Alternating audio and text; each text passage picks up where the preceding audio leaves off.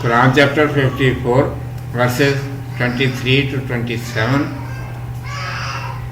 Title is The End of the Disbelievers, Part B. Lesson 3152, Chapter Qamar, that is the moon. I seek refuge in Allah from Satan, the outcast, in the name of Allah, the Beneficent, the Merciful. Verse 23. The tribe of Samud rejected warnings. Verse 24. For they said, is it a mortal man alone among us that we are to follow? Then indeed we should fall into error and madness. Verse 25. Hath the remembrance been given unto him alone among us? Nay, but he is a rash liar. Verse 26. Unto their warner it was said, tomorrow they will know who is the rash liar. Verse 27.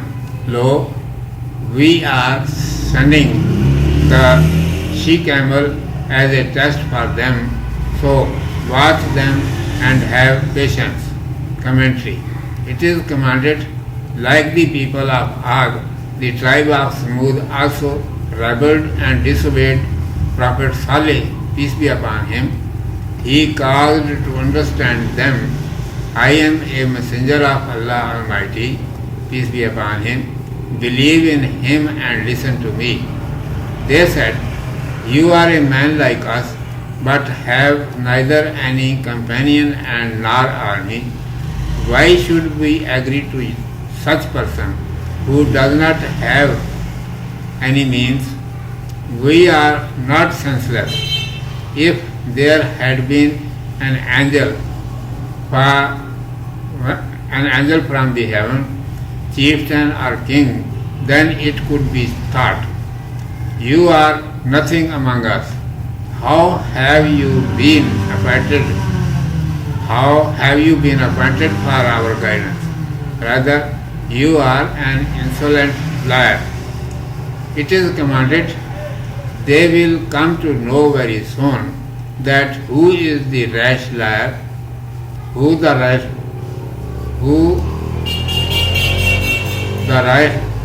rash liar is.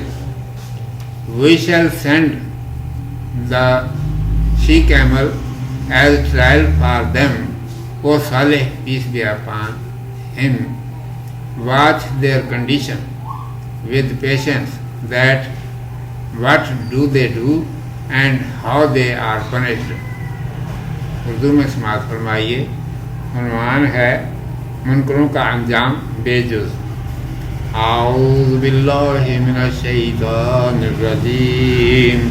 بسم اللہ الرحمن الرحیم. کذبت ثمود بالنذر فقالوا وبشرا منا واحدا نتبعه إنا إذا لفي ضلال وسعر. ألقي الذكر عليه من بيننا بل هو كذاب أشر. سيعلمون غدا من الكذاب من العذاب سيعلمون غدا من الكذاب الأشر.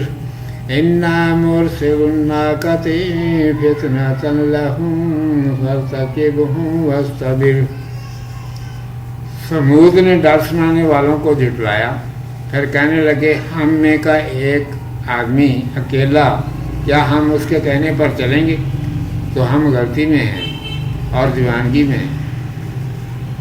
کیا ہم سب میں سے اسی پر نصیحت اتری؟ کوئی نہیں، وہ جھوٹا ہے، بڑائی مارتا ہے. اب کل کو جان لیں گے کون ہے جھوٹا بڑائی مارنے والا. ہم ان کے جانچنے کے واسطے اونٹنی بیچتے ہیں، سو دیکھتا رہے انہیں اور سہتا رہے. نذر ڈرانے والے. نذیر کی جمع ہے جس کے معنی ہیں ڈرانے والا، اور یہ مصدر بھی ہے جس کے معنی ہیں ڈرانا. سور جنون. اس کے مادے کے معنی بہت سے ہیں، جیسے آگ بھڑکانا، بھاگنا، دوڑنا وغیرہ. عموماً سب میں تیزی اور جوش پایا جاتا ہے. اسی سے اس کے معنی جنون کے ہو گئے. عشر بڑائیاں مارنے والا، شیخی کوڑا، صفت کا صیغہ ہے الف سین رے سے۔ عشر ان کے معنی بہت سے ہیں، جن میں سے ایک شیخی بگاڑنے کے ہیں، اور یہاں یہی مراد ہے۔ ارشاد ہے کہ اس طرح سمود کی قوم نے سرکشی کی اور اپنے رسول صالح علیہ السلام کی بات نہ مانی۔ انہوں نے انہیں سمجھایا کہ میں اللہ کا رسول علیہ السلام ہوں، اللہ سبحانہ و تعالیٰ کو مانو اور میری سنو۔ کہنے لگے کیا خوب، ہمارے ہی جیسا آدمی اور وہ بھی بے یار و مددگار، نہ کوئی اس کے ساتھ جتھا نہ لاؤ لشکر، ایسے بے حیثیت آدمی کی بات مانے تو کیا ہماری عقل ماری گئی ہے؟ کوئی آسمان کا فرشتہ ہوتا یا سردار یا بادشاہ ہوتا تو ایک بات بھی تھی، کیا ہم میں ایک یہی رہ گیا تھا کہ اسے ہمارا سمجھانے والا مقرر کیا گیا؟ ظاہر بات ہے کہ یہ جھوٹا اور فریبی ہے، ڈینگے مارتا ہے، بڑھ بڑھ کر باتیں بناتا ہے۔ ارشاد ہے کہ عنقریب انہیں معلوم ہو جائے گا کہ جھوٹا فریبی اور بڑبولا کون ہے۔ ہم ان کی آزمائش کے لیے اونٹنی بھیجیں گے۔ اے صالح علیہ السلام، تو صبر کے ساتھ ان کی حالت دیکھتا رہے کہ یہ کیا کرتے ہیں اور ان کی کیا گت بننے والی ہے۔